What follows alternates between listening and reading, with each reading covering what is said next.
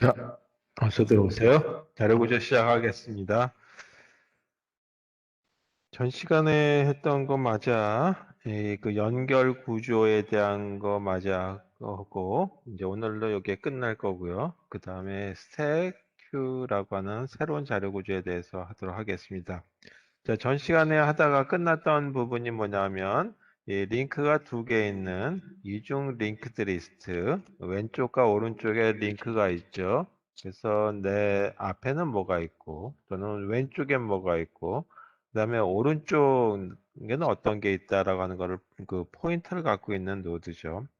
자, 그 노드에서 삽입하는 것까지 했는데, 이 노드 삭제 부분에 대한 거를 보도록 하겠습니다. 그래서 노드 이 삭제에 대한 걸 오늘 보면 되는데 이 노드 삭제 부분을 보게 되면 일단 이 그 연결 구조체에서 이 환영이 아니고 그냥 선형의 그 이중 링크드 리스트일 경우에 삽입 삭제에 대해서 했었죠.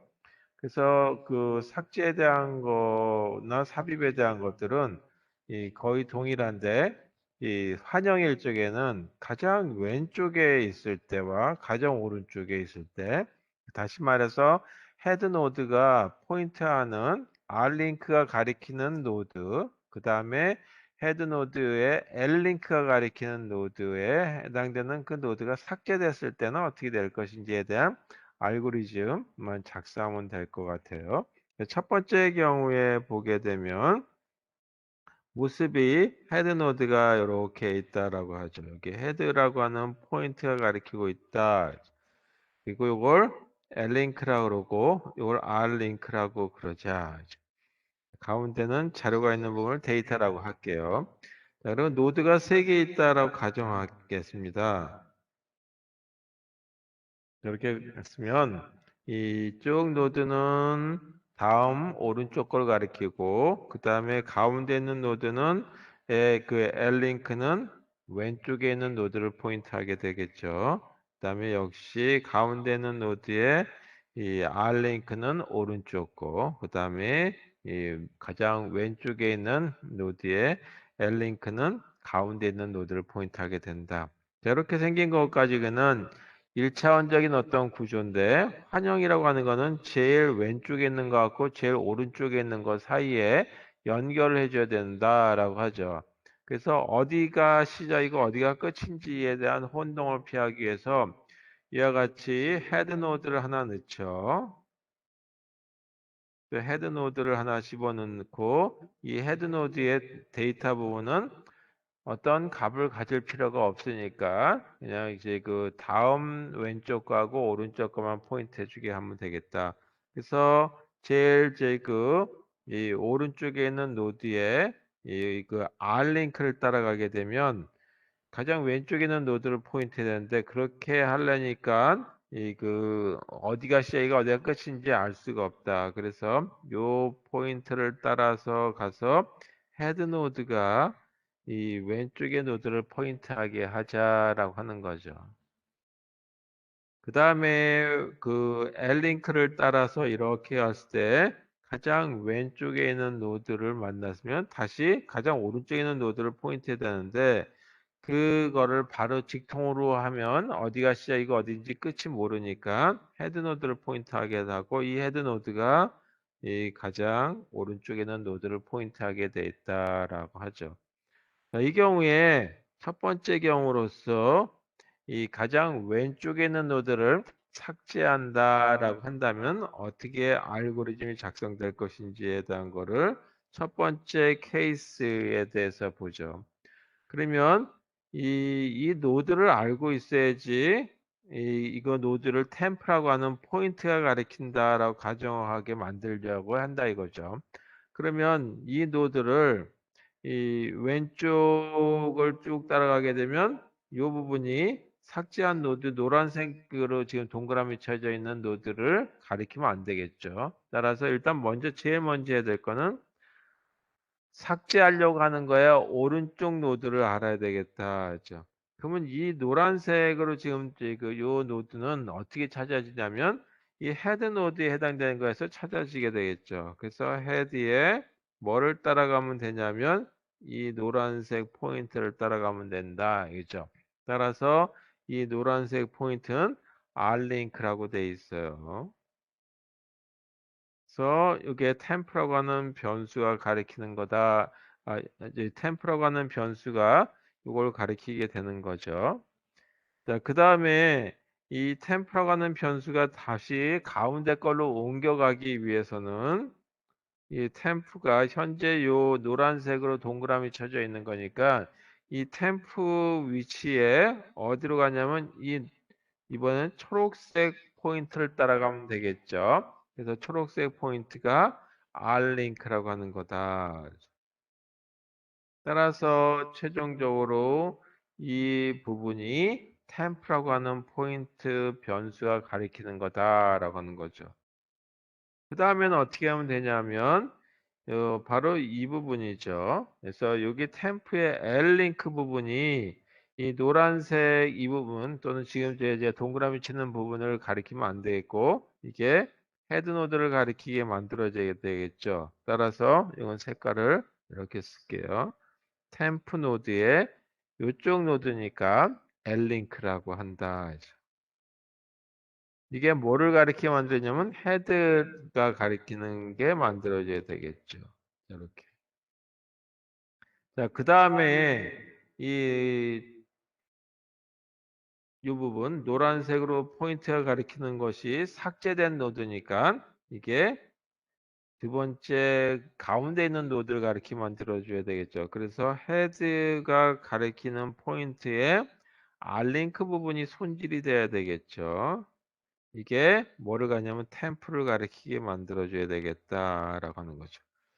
이렇게 해서 이 네 줄에 해당되는 걸로 알고리즘이 가장 왼쪽에 있는 노드를 삭제하지는 첫 번째 경우에 대한 거를 봤습니다. 자, 그러면 가장 오른쪽에 있는 노드에 대한 것도 한번 해봐야 되겠죠. 자, 두 번째 케이스로서 가장 오른쪽에 있는 노드를 삭제해보자. 자, 다시 그림을 그려보면 헤드 노드가 있고 세 개의 노드가 이렇게 있다.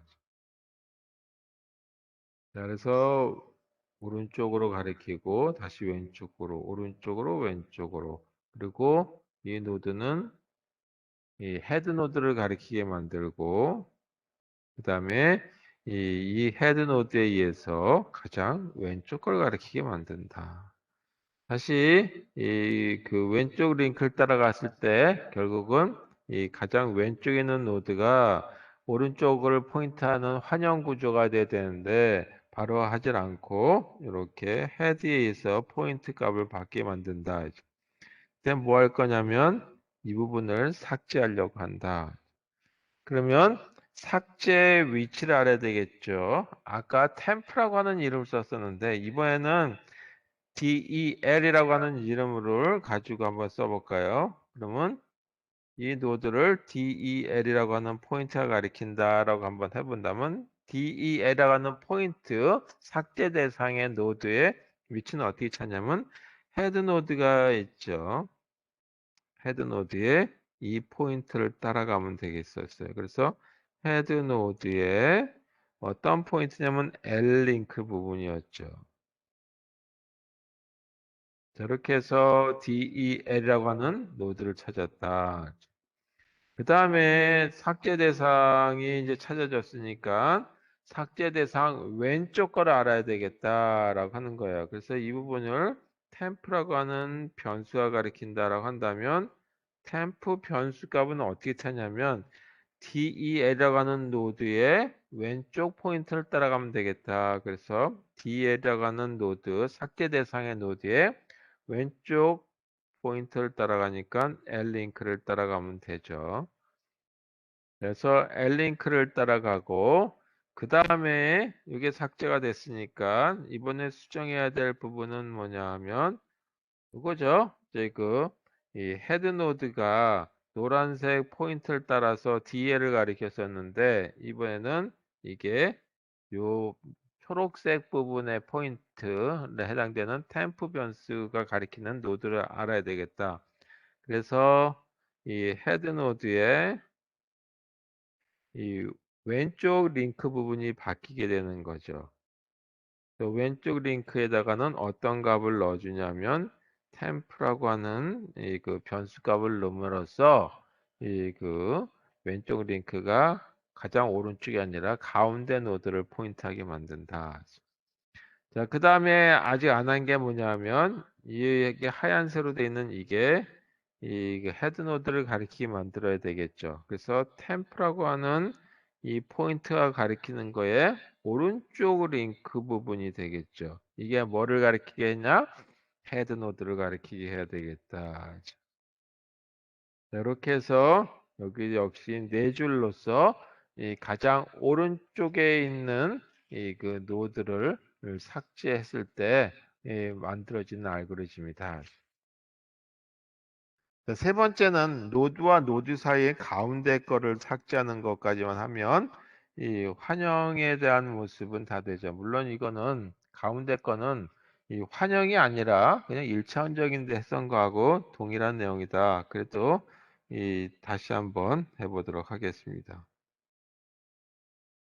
자, 노드와 노드 사이에 있는 모습인데 일단 그림을 다시 한번 그려보도록 하겠습니다. 자, 이게 가운데 있는 노드고 그거의 왼쪽, 그거의 오른쪽 이렇게 됐다. 그래서 이쪽 링크는 오른쪽으로, 왼쪽으로, 오른쪽으로, 왼쪽으로. 그 다음에 이 노드는 바로 제일 왼쪽에 있는 것이 아니라 헤드 노드를 가리키게 만들고 그 다음에 오른쪽 포인트를 따라가서 갔었으니까 이렇게 가장 왼쪽에 있는 포인트를 따라간다. 자, 계속 화살표를 이런 방향으로 링크를 따라갔을 때 이거는 헤드 노드를 가리키게 되고 그다음에 헤드 노드의 이 왼쪽 포인트에 의해서 가장 오른쪽에는 노드를 포인트하게 되겠죠. 그때 뭐를 삭제하려고 그러냐면 이걸 삭제하려고 한다라죠. 그럼 삭제 대상이 가장 왼쪽에 있는 노드의 오른쪽 또는 가장 왼쪽에 있는 오른쪽에 있는 거의 왼쪽, 가장 오른쪽에 있는 왼쪽에 있는 노드의 오른쪽 이런 식의 표현될 수 있겠죠. 만약에 이 노드를 P라고 하자 그러면 P의 오른쪽을 따라서 지워지면 되겠죠. 자, 그런 식의 어떤 걸 가지고 했다라고 했을 때 P라고 하는 노드의 오른쪽 거다라고 했을 때는 어떻게 될 거냐라고 하는 것부터 보도록 하죠. 그래서 먼저 이 노드가 세 개가 아니라 여러 개가 있을 수 있으니까 그냥 P라는 위치를 알고 있다라고 하고 P 다음에 찾는다라고 한번 해보죠. 그러면 이 먼저 삭제 대상의 노드는 P라고 하는 노드에 요 링크를 따라가죠. 그게 R 링크다.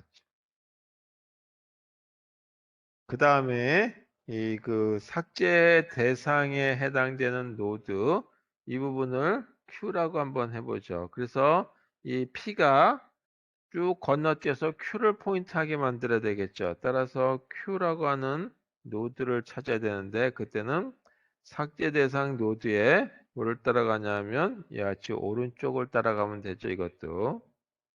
따라서 이렇게 Q라고 하는 게 찾아졌다. 자, 그 다음에 P라고 하는 거에 이 오른쪽 링크가 뭐를 가리키게 만들어줘야 되냐면 이제는 붕 떠서 Q를 가리켜 주게 만들어야 되겠죠. 그래서 P 노드의 R 링크 부분이 바뀌죠. 그게 뭐를 가리켜야 되냐면 Q를 가리켜 주게 만들어야 된다. 자, 역시 Q라고 하는 노드의 L링크 부분이 P 노드를 가르쳐 주게 만들어져야 되겠죠. 따라서 Q 노드의 L링크 부분이 이 P 노드를 가리키게 만들어줘야 되겠다. 그래서 이렇게 이 네 줄로서 이 삭제 노드와 노드 사이에 있는 노드를 삭제하는 알고리즘에 대한 한 가지 경우를 한번 봤습니다. 자, 이렇게 해서 이 링크드 리스트라고 하는 연결 구조체를 이용하는 알고리즘들에 대해서 봤습니다. 자, 그러면 이런 연결 구조체가 꼭 같은 모습에 이렇게 생긴 같은 모습만 포인트하는 것이 아니라 이 포인트를 보니까 이거는 이렇게 생긴 포인트를 나타낼 수도 있고 또 이게 다른 걸 포인트할 수도 있고 요거는 다시 링크가 이렇게 4개가 있는 거다라고 할 수도 있겠죠. 뭐 이런 이 여러 가지 케이스들이 만들어질 수 있겠다라고 하는 거죠. 그래서 필요에 따라서 이 같은 종류의 연결 노드들끼리 연결하는 구조체가 있는가 하면 서로 다른 모습의 그 노드들을 연결해야 될 수도 있죠. 그것들에 대한 것들은 여러분들이 한번 생각해 보시면 되겠어요. 어떻게 하면 될 것인지. 이렇게. 자, 그러면 이제 요 정도까지 하고요. 우리 그 다음 장 이제 넘어가서 뛰어넘는 건 아니고 챕터 4라고 하는 거에 대한 스택이라고 하는 거에 대해서 보도록 하겠습니다. 보통 스택이라고 하는 거하고 큐라고 하는 거, 그다음에 덱라고 하는 거하고는 같이 합쳐지는데 세 가지를 자, 우리 책에서 이제 이걸 좀 분리를 해놨어요. 그래서 뭐 분리를 해는 합치던 일단 제 4장에 대해서 그 스택이라고 하는 거에 대해서 보도록 하겠습니다. 자, 책들의 내용은 다 유사하다. 자, 스택이라고 하는 것은 어떤 덤이라고 하는 걸로 보실 수 있겠죠. 근데 스택이라고 하는 거의 어떤 구조 형태는 좀 특이한 형태가 돼서 입력과 출력 위치가 하나밖에 없어요. 입력과 출력 얘기 동일 위치에서 이용되는 부분이다. 그래서 입구와 출구가 동일하다라고 한번 해보고 하나 만들어졌을 때 어떤 식에 들어가야 되느냐라고 보죠. 그리고 서로 간에 비킬 수가 없다면 그 방법이 제일 나중에 들어간 게 제일 먼저 나올 수밖에 없겠죠. 자, 이런 형태다. 그래서 우리나라에서는 요거에 대한 얘기들을 많이 할 때, 동전 넣는 통을 갖다가 얘기할 때 많이 쓰죠. 우리 이제 그 성인들은 이런 동전통을 갖고 다니는 경우가 별로 없는데, 차를 운전하시는 분들 또는 차에 요즘 뭐 차도 그 도로 통행료를 낼 때 동전 내는 경우들이 별로 없기 때문에 이 하이패스 카드를 넣으니까 뭐 별로 없겠지만 일단 동전 넣는 경우들이 그전에는 많이 있었어요. 그래서 이렇게 생긴 통들을 많이 썼었죠. 그림이 잘 됐는지 모르겠는데 이렇게 생긴 모습의 동전통이 있었고 여기에 밑에 보게 되면 스프링이 붙어 있어요. 그리고 여기 판이 있고 여기에 동전을 이렇게 집어넣는 부분이 있는가 하면 동전도 여기서 빼죠. 그래서 이 동전을 이쪽으로 밀어 넣기도 하고 또는 동전을 밀어 넣은 것에서 빼내기도 한다라죠. 자, 이런 구조체를 이 컴퓨터에서 쓰이는 경우 또는 이런 구조체를 뭐라 하냐면 스택이라고 얘기한다. 이런 구조들을 스택. 그래서 이와 같은 경우에 보게 되면 가장 먼저 들어간 거는 제일 나중에 나오게 되는 거죠. 그래서 이와 같은 모습을 이 그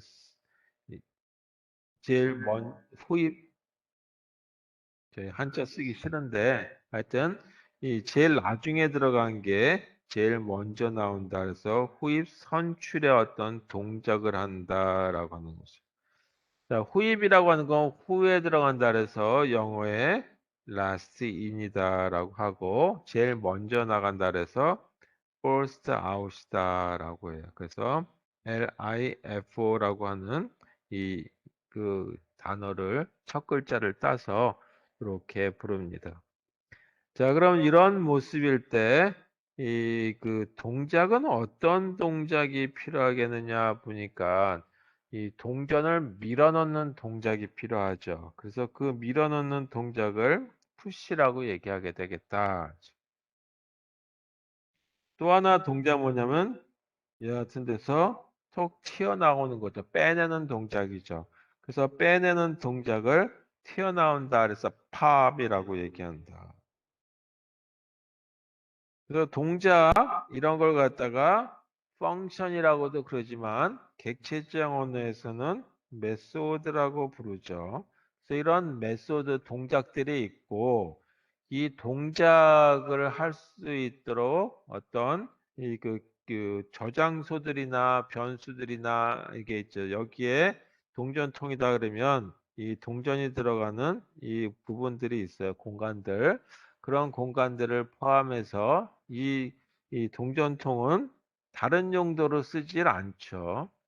보통 저희 이런 무슨 물건을 사게 되면 이 그 전문적인 용도에만 쓰세요라고 돼 있죠. 예를 들어서 청소기를 사가지고 청소하는 데만 써야 되는데 이거 가지고 어디 뭐 저희 그 은행에 가가지고 돈을 갖다가 이 몰래 훔치는 데 쓴다든지 그런 좀 곤란한 거다 이거죠. 그렇게 하면 안 되는 것처럼 뭐 다른 것도 마찬가지 그 용도로만 쓰는 거예요. 그래서 그런 구조가 이 기능까지 포함했을 때 합쳐서 뭐라고 얘기하면 클래스라고 부른다. 그렇죠.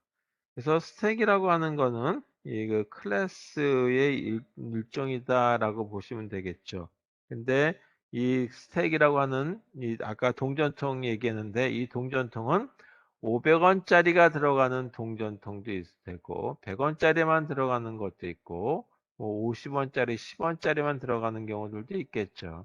그래서 그 해당되는 용도에 맞춰가지만 쓸 수 있게 돼 있다라고 하는 그렇게 설계가 돼 있는 그런 걸 갖다가 이 클래스라고 하고 500원짜리다라고 한다면 500원짜리가 몇 개까지 수용할 수 있느냐라고 하는 거죠. 그래서 만약에 10개까지 된다. 그럼 10개 해당되는 거 배열로 볼 수 있겠죠. 뭐 이런 식의 어떤 구조를 하고 그 구조에다가 넣고 빼는 동작까지 집어넣었을 때 스택 클래스라고 부른다. 자, 그러면 스택의 종류는 여러 가지 그 만드는 그 용도는 이 그 사용 스택이 사용되는 이 그 얘는 무궁무진하게 많이 사용된다. 자, 그건 이제 이따가 하도록 하고 그렇다면 우리가 컴퓨터 내에서는 이 스택이라고 하는 건 어떻게 저희 그 구현할 것이냐라고 하는 거예요. 자, 보통 이 그 많이 사용하는 방법이 이 배열을 이용하는 경우들이 많아요. 그래서 가장 단순하게 쓸 수 있겠죠. 배열을 이용하는 방법이 있는가 하면 또는 이제 그 스택을 쓰는데 연결 구조체에 의해서 우리가 이 1차원적인 연결 구조를 쓰면 어떻게 되냐면 헤드가 있었죠. 그리고 헤드에서 계속 이 그 추가되고 하는 거죠. 그런 식 어떤 방법 쓰듯이 이 연결 이 구조체를 이용할 수 있다. 네, 우리는 이번 학기에는 이 그 연결 구조체보다는 이 그 배열을 이용하는 스택 모습에 대한 걸 가지고 얘기하도록 하겠습니다. 자, 그러면 스택의 동작에 대한 이 그 예를 한번 보도록 하겠습니다. 그래서 이 배열을 가지고 했을 때 어떻게 되느냐? 그럼 첫 번째, 이 배열을 가지고 했던 얘기는 배열의 크기를 프로그램 시작하기 전에 딱 정해 놓죠.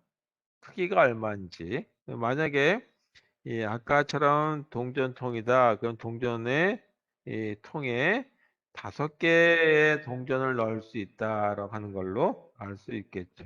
이런 식의 어떤 모습. 그리고 이 1보다 더 작은 데 들어갈 수 없다라고 하는 가정하에서 이렇게 한번 해보자. 그랬을 때 첫 번째 A라고 하는 어떤 값을 밀어 넣었다라고 한다면 어디에 들어가냐 하면 1, 2, 3, 4, 5, 5개 공간 중에 여기에 들어가겠죠. A라고 하는 어떤 값이 또는 뭐 동전이라고 가정했을 때 A1짜리 동전이다. 그러면 가장 윗부분이 요게 될 거란 말이에요. 그래서 아까 동전 넣는 부분에 이게 걸리는 부분이 있었죠. 이거를 뭐라고 하냐면 탑이라고 부르겠다. 그래서 여기도 가장 윗부분, 가장 늦게 들어간 이 그 동전의 위치 또는 자료의 위치를 포인트하는 그런 변수를 탑이라고 하는 게 가리키게 한다. 자, 하나 더 추가해서 이 푸시 B라고 하는 걸 한번 더 해보자. 자, B라고 하는 값을 넣었을 적에 모습은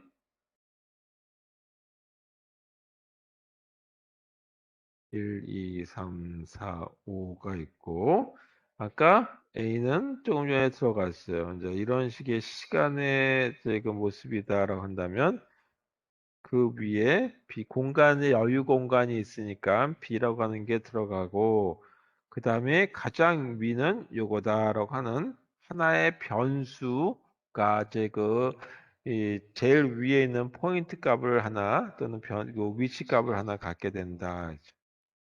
자, 그러면 또 하나 푸시라고 해서 이 C를 하나 더 푸시했다라고 가정해 볼게요. 이 상태에서 자, 그래서 같이 시간의 관점에서 봤을 때 푸시 C라고 하는 변수를 하나 더 넣어서 본다면 아까 A가 있었고 B가 있었는데 여기에 C라고 하는 변수가 들어가서 제일 나중에 들어오는 변수의 또는 데이터 값을 가리키는 요 포인트 탑이라고 하는 이 변수가 있다. 여기에 팝이라고 하는 기능을 한번 써보자 이거죠. 팝 그러면 빼내는 기능이란 말이에요. 빼버렸어요. 뺐을 때 이 그 모습은 스택의 모습은 어떻게 되냐? 팝. 그러면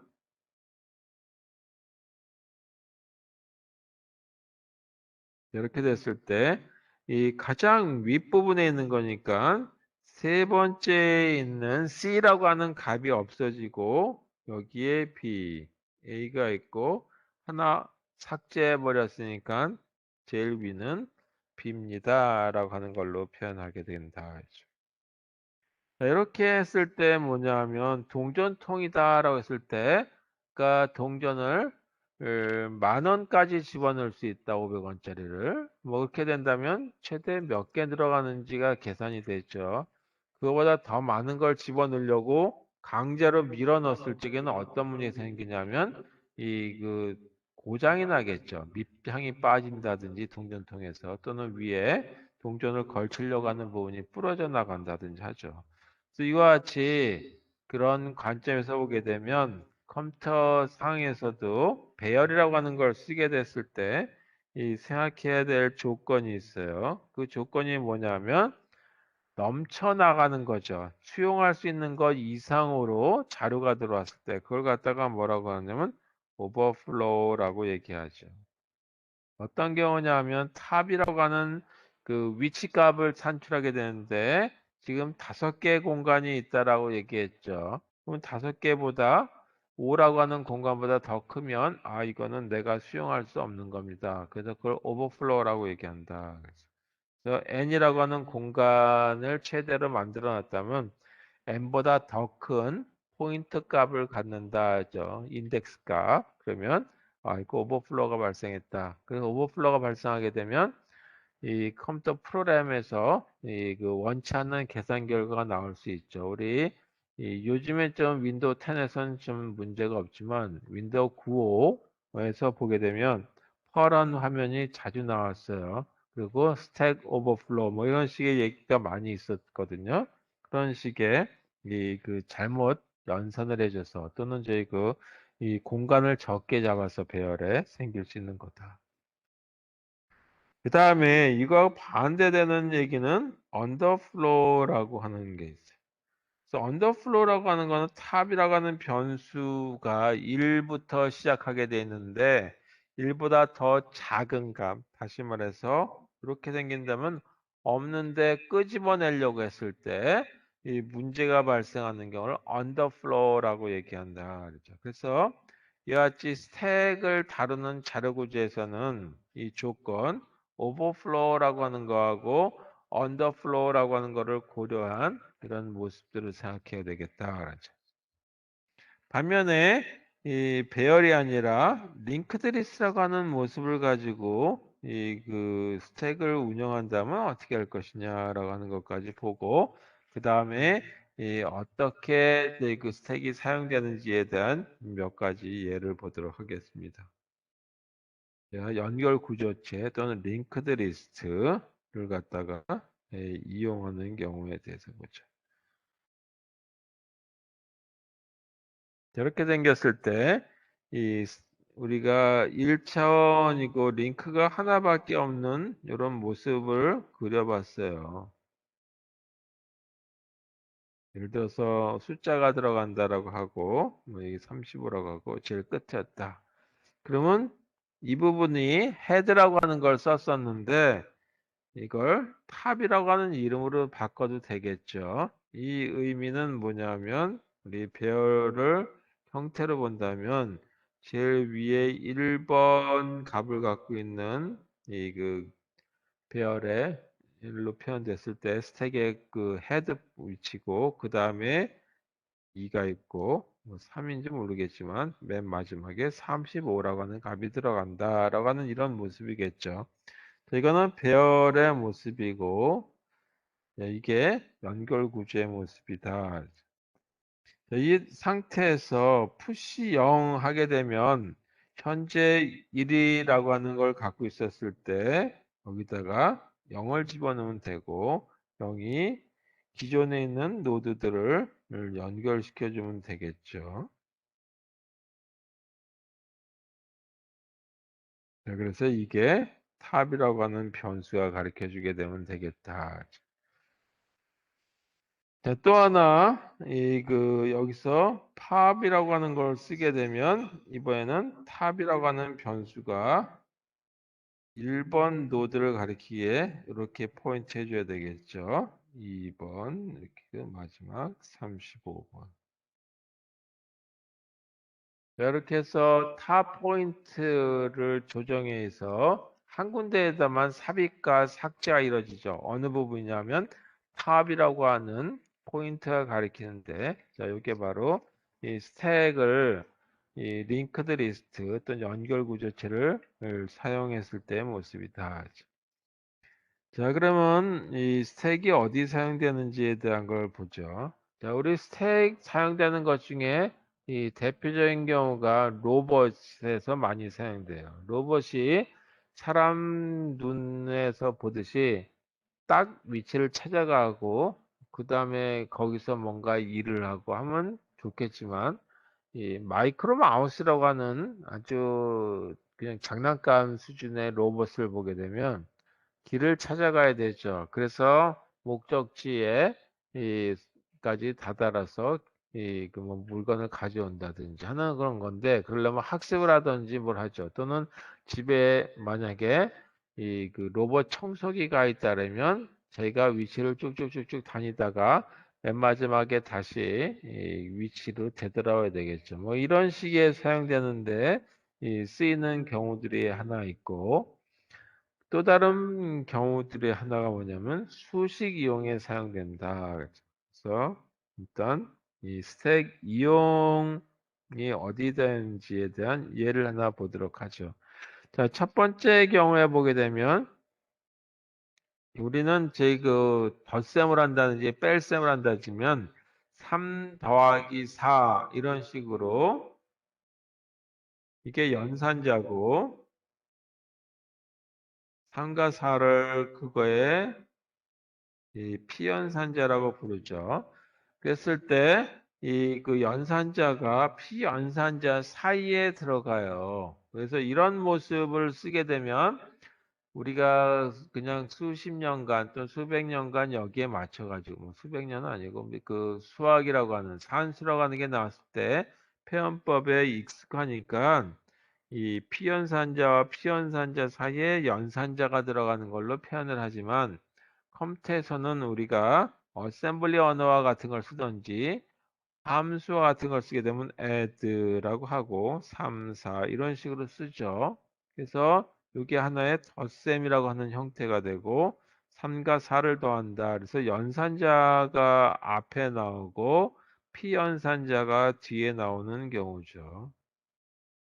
이런 식의 어떤 표현법이 될 수도 있다라고 하는 형태에서 수식에 대한 표현은 어떻게 할 수 있겠느냐라고 하는 거죠. 수식에 대한 표현법에 따라서 이제 실제 우리는 이 관습상에 쓰는 것이 아니라 컴퓨터 내부에서 다시 말해서 컴파일러에서 어떻게 표현되고 그리고 그걸 번역했을 때 기계어로 어떻게 처리가 될 것인지에 대한 거가 다뤄지게 되겠습니다. 자, 그럼 수식에 대한 형태는 이 세 가지가 있어요. 피연산자가 그 피연산자 사이에 연산자가 들어가는 경우가 있고 또이 add 3, 4 이런 식으로 쓰듯이 연산자가 먼저 나오는 수도 있어요. 그래서 세 가지 경우가 있는데 그 세 가지 경우를 이렇게 부릅니다. 자, infix라고 해서 infix notation이다라고 영어로 불러요. 이거는 보통 우리가 피연산자 두 개를 거느리게 되는데 두 개의 피연산자가 피연산자 사이에 이 연산자가 위치하는 거죠.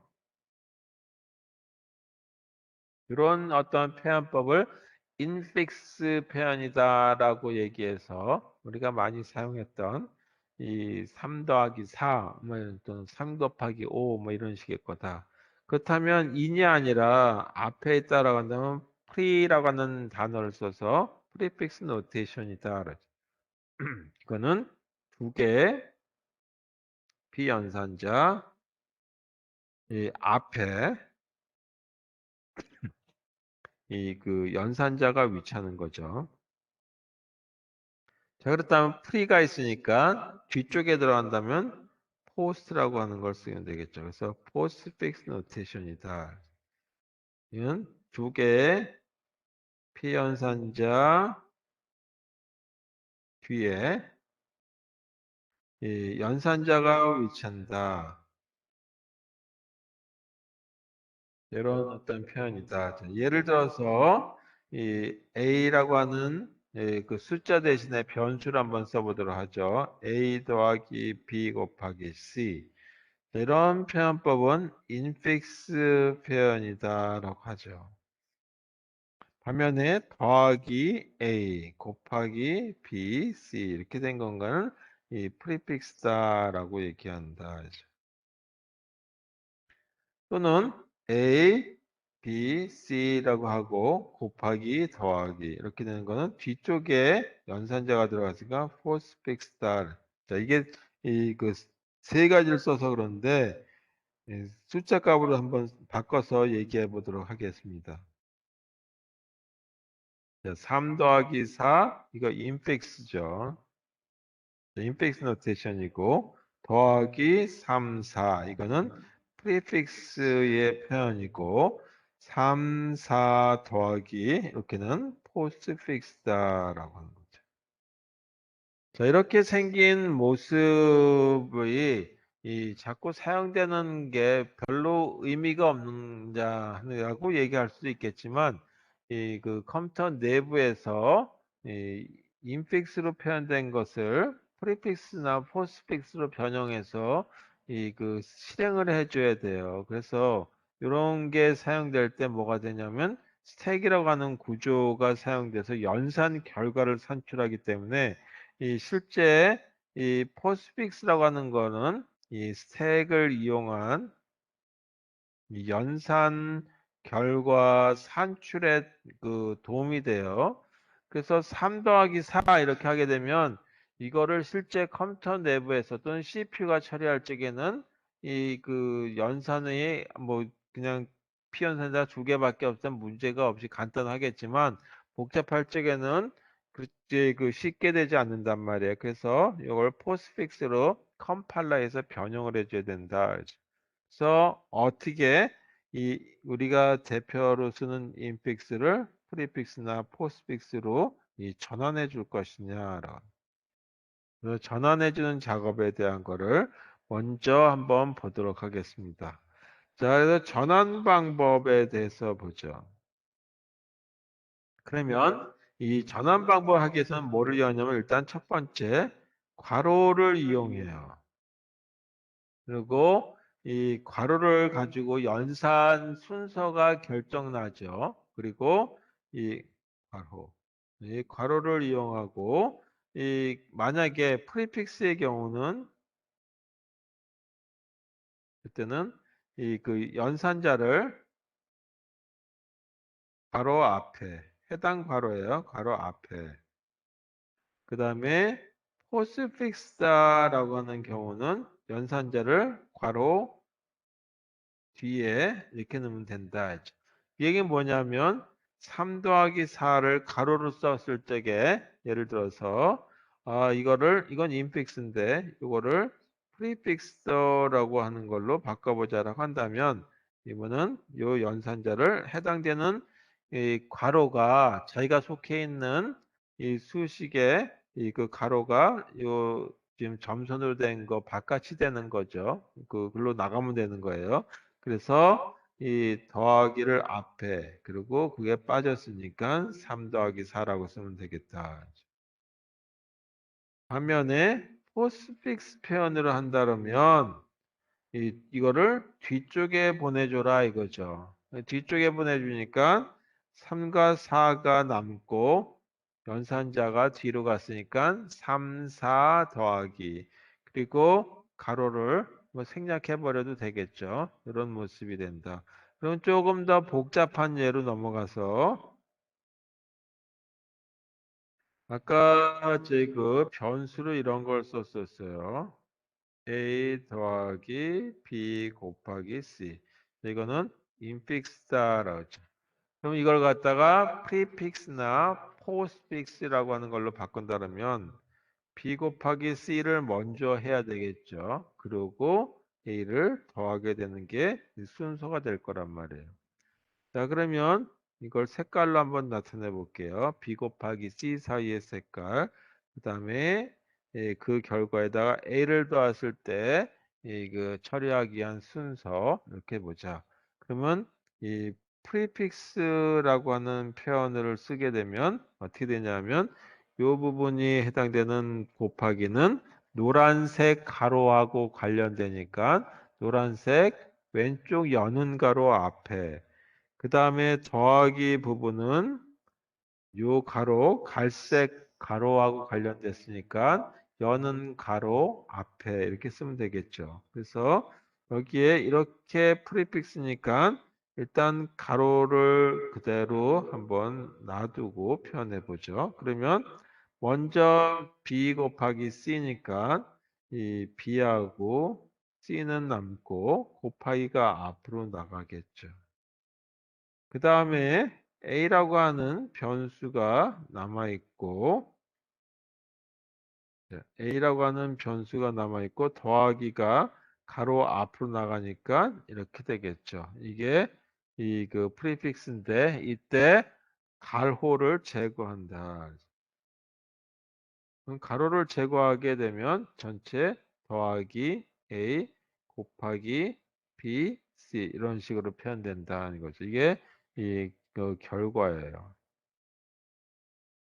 자, 그럼 두 번째 경우에 이 포스픽스의 경우는 가로 부분에 다시 한번 써보면 B 곱하기 C가 있었고 거기다가 A를 더하는 이런 모습이었죠. 이거를 노란색으로 가로를 표현하고 그다음에 여기도 갈색으로 가로를 표현해 보자. 그러면 이 포스픽스 표현에서는 연산자를 자기가 속해 있는 그 가로 바깥으로 보낸다. 그래서 노란색에 있는 그 가로 안에 곱하기는 닫는 가로 바깥쪽으로 그 다음에 이 더하기는 닫는 가로 해당되는 가로 바깥쪽으로 쓰면 되겠죠. 따라서 이때 결과는 어떻게 되냐 하면 하얀색으로만 쓸게요. 이 가로가 있고 전체 가로 그 다음에 노란색이 이렇게 있었다라고 하면 B하고 C가 있고 가로 노란색 밖으로 나가면 여기에 곱하기 표시가 된다 이거죠. 그 다음에 여기에 A가 있었는데 더하기가 가장 오른쪽에 있는 닫는 가로 바깥으로 나가니까 이렇게 되겠죠. 자, 이런 모습에서 가로를 제거하자. 가로를 제거하면 A, 그 다음에 B, C 곱하기 더하기. 자, 이게 뭐냐면 결과죠. 최종 결과. 포스픽스라고 하는 거에 대한 최종 결과가 산출되는 거다라는 거죠. 자, 스택을 이용했을 때 연산 결과를 산출해야 되는데 그때 사용하는 게 뭐냐면 바로 포스픽스라고 하는 수식을 가지고 이 수를 표현해서 스택을 가지고 최종 연산해 준다. 그럼 A, B, C 대신에 4, 5, 6이라고 하는 걸로 바꿔서 한번 표현해 보죠. ABC 때는 4, 5, 6이라고 하고 아까 표현되기를 어떻게 쓰냐면 곱하기 더하기라고 되어 있었다. 자, 이게 뭐냐면 입력 자료예요. 입력 수식인데 입력 수식이 포스트픽스 표현으로 됐다. 자, 이걸 했을 때 산출 결과는 어떻게 됐냐? 연산 결과. 자, 연산 결과를 한번 찾아보자. 그러죠. 그러면 연산 결과를 하기 위해서는 이렇게 해라. 이 그 피연산자에 대한 거. 자, 이 피연산자가 입력값이 되면 푸시를 해라 하죠. 만약에 이 연산자가 입력 위치가 됐다, 입력 포인트가 갖기는 입력값이 됐다라고 한다면 팝을 하는 거예요. 떼어내는 거죠. 그래서 팝을 하고 또 한번 팝을 하는 거죠. 그래서 이 팝을 한 결과를 T1에다 넣고 이걸 T2에다 넣고 그 다음에 뭐 하냐면 T1과 T2에 해당되는 이거에 대한 연산을 해요. 그 연산을 하고 난 걸 갖다가 연산 결과를 푸시해 준다. 연산 결과. 이렇게 하는 걸로 한번 해보자. 자, 그러면 여기 공간이 없으니까 다시 다음 페이지에다가 써볼게요. 4, 5, 6, 그리고 곱하기, 더하기. 근데 이게 입력이 자리니까 포인터가 이렇게 움직이죠. 입력 포인트에 해당되는 거. 4를 만났으니까 어떻게 되냐면 푸시 4 해가지고 스택에 4라고 하는 값이 들어가고 그거를 탑이라고 하는 포인트가 가리키게 된다. 자, 그 다음에는 4, 5, 6 곱하기 더하기에 포인트가 5로 옮기게 되죠. 그래서 이번에도 피연산자에 대한 거구나. 그래서 5를 만나니까 4 위에 5를 집어넣고 5를 포인트가 가리키게 되겠죠. 자, 다음에 또 5를 포인트한 거를 다 하고 나면 6으로 포인트가 이동을 하죠. 그래서 6을 포인트하니까 푸시 6이 되고 이때 4가 들어가고 5가 들어가고 6이 되는 걸로 해서 6을 탑이 가리키게 된다. 자, 다음에 이제 곱하기 표시가 만나게 돼요. 네, 공간이 없으니까 다음 페이지로 넘어가서 이 4, 5, 6 곱하기 더하기인데 이걸 포인트 하게 되는 거죠. 그래서 이번엔 뭐 하냐면 팝이라고 하는 걸 하는데 이 팝을 할 때 이 그 값을 어떤 변수에다 넣어보자. 그래서 그 변수를 이 T1이라고 하는 이름의 변수에다 넣어보려고 합니다. 자, T1이라고 하는 데다가 팝을 한 결과를 집어넣고 다시 T2라고 하는 데다가 팝이라고 하는 걸 한번 해보자.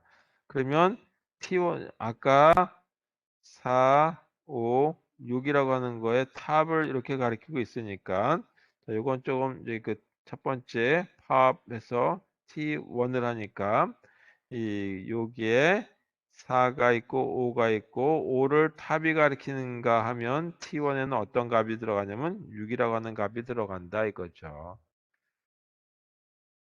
또 하나가 뭐 하냐면 t2라는 변수에 팝을 해서 스택의 가장 위쪽에 5라고 하는 값이 있었죠. 따라서 t2에는 5라는 값을 가리키게 되고, 그리고 포인트는 탑에 4를 포인터가 가리키게 되겠죠.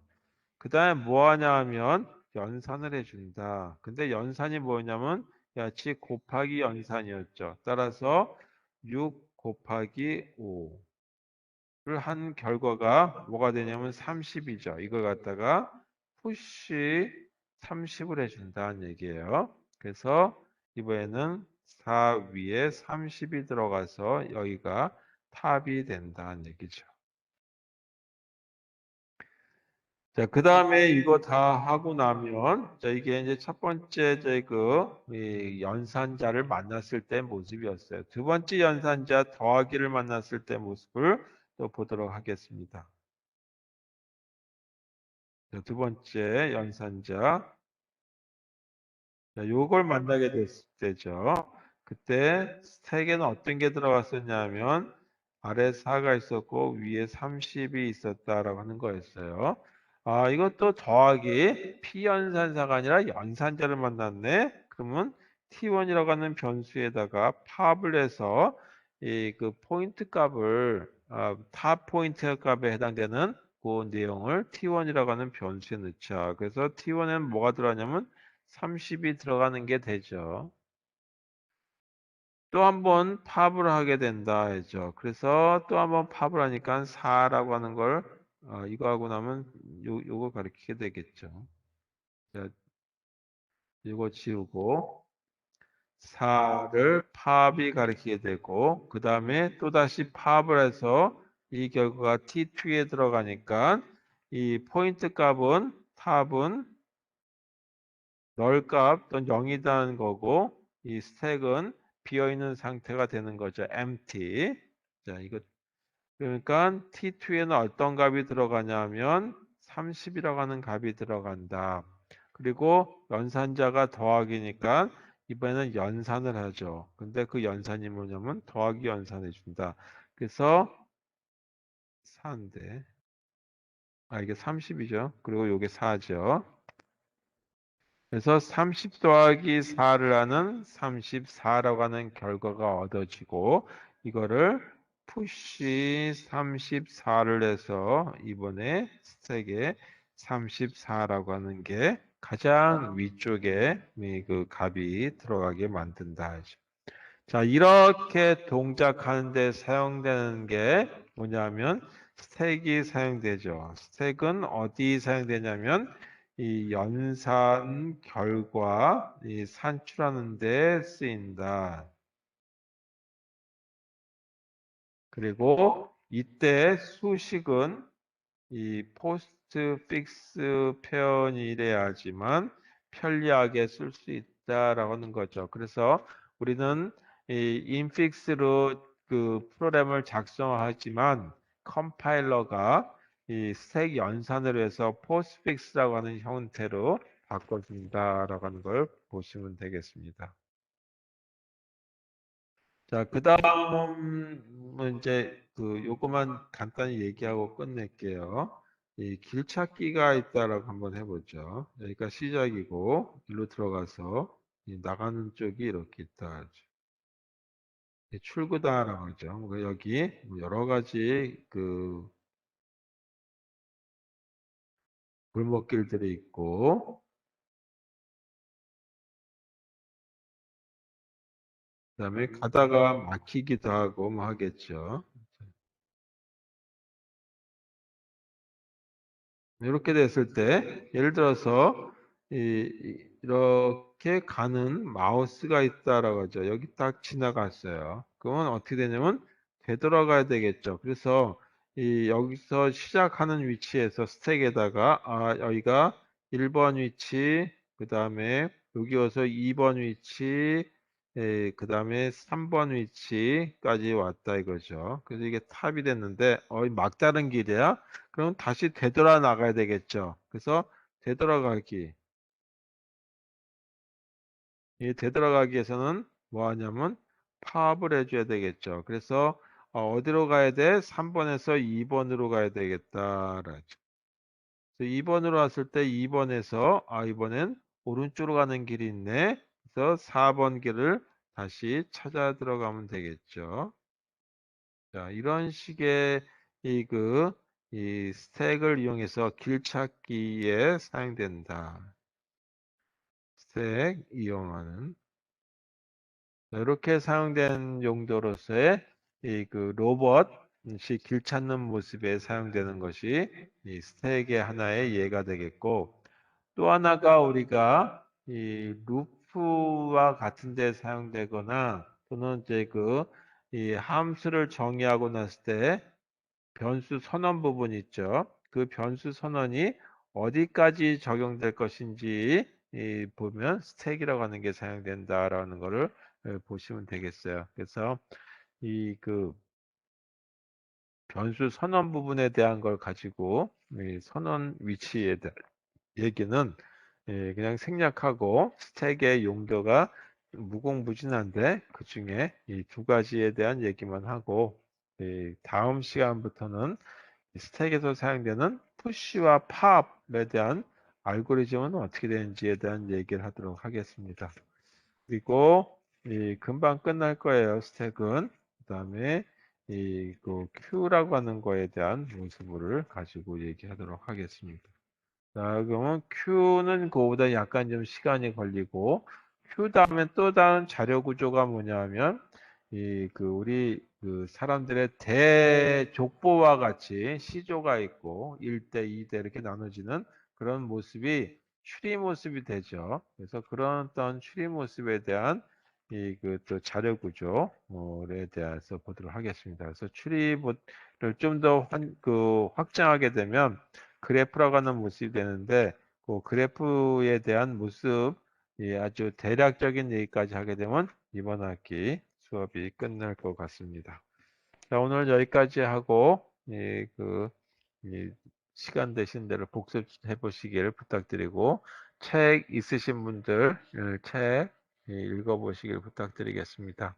그 다음에 제가 하는 수업 말고 또 우리 인터넷상에 보게 되면 좋은 이제 동영상들도 많으니까 한번 시간 내서 우리나라 사이트도 있고 외국 사이트들도 있고 해서 한번 찾아보시면 많이 도움되겠어요. 그 중에 하나가 MIT 대학에서 OCW라고 하는 무료 강좌로서 자기네가 수업하는 이 동영상들이 올라가 있죠. 그래서 MIT 대학의 OCW 요즘 유튜브에 다 올라와 있으니까 여기서 찾아서 새로운 강좌들 이렇게 보시면 학교의 수업 교실은 어떻게 돼 있고 하는 것들 볼 수도 있고 거기서 보면 학생들이 질문하는 것들 거기 다 녹화돼 있어요. 그런 것들도 보시고 때로는 또 이 OCW 밑에 이 자막으로 나오는 수도 있어요. 그렇다고 뭐 이제 영어 자막이 나오니까 그거를 여러분들이 이제 자동 번역기 이용하시게 되면 또 보실 수도 있을 거다라고 생각하니까 근데 대체적으로 자막이 안 나오는 경우가 더 많으니까 그렇게 확인해 보시면 하고 자꾸 듣다 보게 되면 이게 뭔지 이해는 하시게 될 거라고 생각합니다. 자, 그래서 오늘은 여기까지 하고 다음 시간에 스택에 대한 거를 완전히 다 종료하도록 하겠습니다. 자, 수고하셨습니다.